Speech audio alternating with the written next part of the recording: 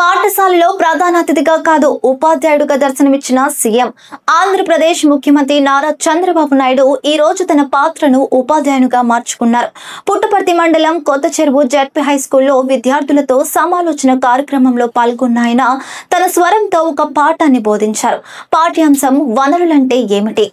చిన్నారుల మధ్య నిలబడి చంద్రబాబు ఇలా చెప్పారు. మన అవసరాలను తీరుస్తున్న ఏదైనా వస్తువుకి వనరులు అంటారు.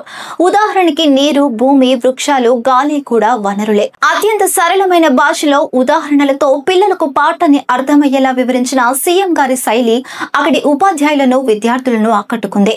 ఈ సందర్భంగా రాష్ట్ర మంత్రి నారా లోకేష్ చిన్నారుల పక్కన కూర్చొని ఓ విద్యార్థిలా విని ఆశ్చర్యపరిచారు. చంద్రబాబు బోధనను నవ్వుతూ ఆసక్తిగా విని పిల్లలతో కలిసి ఆయన అనుభూతిని పంచుకున్నారు. ఈ సందర్భంగా ముఖ్యమంత్రి మాట్లాడుతూ రాష్ట్ర భవిష్యత్తు విద్యలోనే ఉంది. మన పిల్లలు నాణ్యమైన విద్య అందుకోవాలి. అందుకే స్కూళ్ల అభివృద్ధిపై ప్రత్యేక దృష్టి పెడుతున్నామని తెలిపారు. ఈ ఘటన విద్యార్థుల్లో ఉత్సాహాన్ని పెంచినదే కాదు, విద్యారంగంలో ప్రభుత్వ కట్టుబాటును మళ్లీ చాటి చెప్పింది. ఈ ప్రత్యేక తరగతి ఫోటోలు ఇప్పుడు సోషల్ మీడియాలో వైరల్ అవుతున్నాయి. అది అయిన తర్వాత వనరులు అంటే ఏంటి అని రాజు వాళ్ళ అమ్మని అడిగాడు.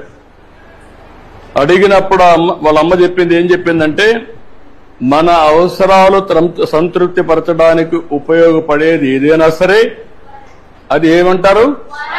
వనరులు అంటారు. మీ చుట్టూ ఒకసారి పరిశీలిస్తే అనేక వనరులు మీరు గమనించవచ్చు. తాగేదానికి ఏం కావాలంటాం? తాగినప్పుడు దాహం వేసింది, ఏం చేస్తారు మీరు? వాటర్ తాగుతారు. తాగినప్పుడు దాన్ని ఏమంటారు? అదే సమయంలో మీ పాఠశాల అయిపోయింది, ఇంటికి పోవాలి. దేంట్లో పోతారు మీరు? బస్సులో పోతారు. దాన్ని ఏమంటాం? వనరులు అంటాం. అదే సమయంలో మీరు చదివే పాఠ్య పుస్తకాలు, దాన్ని ఏమంటారు?